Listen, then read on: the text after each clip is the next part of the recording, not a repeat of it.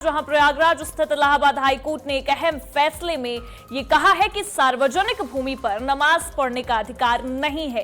Court ने स्पष्ट किया है कि परंपरा से अलग गतिविधियों में सरकार को हस्तक्षेप का अधिकार है और सार्वजनिक भूमि का एक तरफा उपयोग कानूनन स्वीकार्य नहीं है। हाईकोर्ट ने यह भी कहा है कि धार्मिक अधिकार सार्वजनिक व्यवस्था के अधीन है और इसका प्रयोग दूसरे के अधिकारों में बाधा डालकर नहीं किया जा सकता। डिवीजन बेंच ने संभल के एक याचिकाकर्ता की याचिका खारिज करते हुए ये टिप्पणी की है।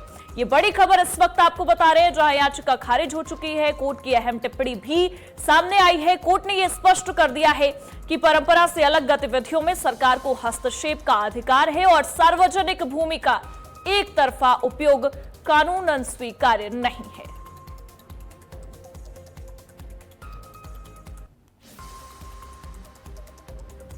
बता दें, हाईकोर्ट का ये अहम फैसला, बड़ा फैसला, सार्वजनिक भूमि पर नमाज को लेकर यह फैसला सामने आया है।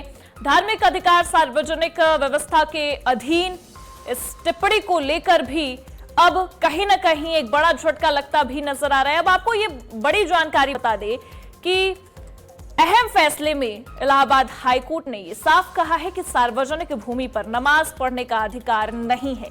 कोर्ट ने यह भी स्पष्ट कर दिया है इस दौरान कि परंपरा से अलग गतिविधियों में सरकार को हस्तक्षेप करने का पूरा अधिकार है और सार्वजनिक भूमि का एक तरफा उपयोग जो है वो कानूनन स्वीकार्य नहीं है।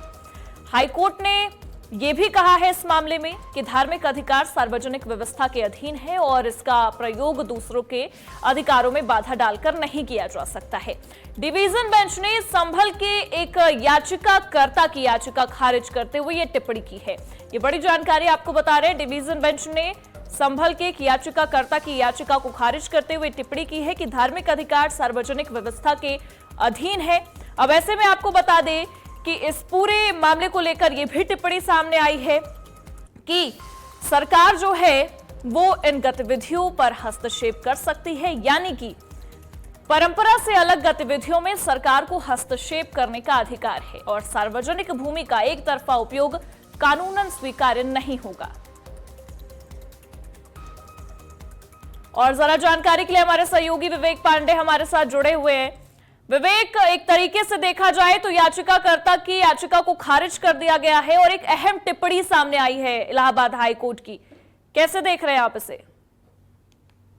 जी बिल्कुल प्रगति, इलाहाबाद हाईकोर्ट की ये जो टिप्पणी है ये बेहद खास मायने रखती है, क्योंकि सार्वजनिक भूमि पर नमाज का जो अधिकार को लेकर जो याचिका दाखिल की गई थी उसको आज हाईकोर्ट ने खारिज कर दिया है। न्यायमूर्ति सरल श्रीवास्तव तथा न्यायमूर्ति गरिमा प्रसाद की जो खंडपीठ में है, उन्होंने स्पष्ट कहा है कि ऐसी भूमि का उपयोग किसी एक पक्ष द्वारा किसी भी धार्मिक गतिविधियों के लिए नहीं किया जा सकता है।